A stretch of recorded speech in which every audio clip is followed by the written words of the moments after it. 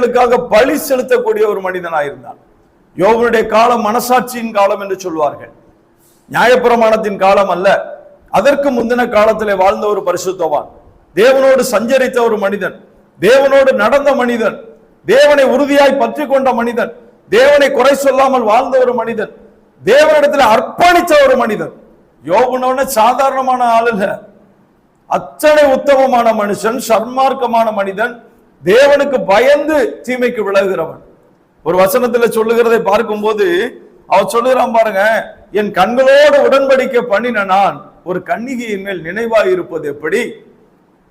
யோசேப்பு சொல்லிட்டு ஓடினான் பாத்தீங்களா, என் தேவனுக்கு விரோதமாய் நான் பாவம் செய்வது எப்படி? என் கண்களோடு நான் ஒரு உடன்படிக்கை செய்து வைத்திருக்கிறேன்.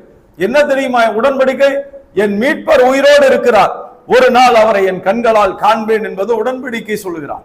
அவரை நான் பார்ப்பேன், அந்நிய கண்களால் அல்ல.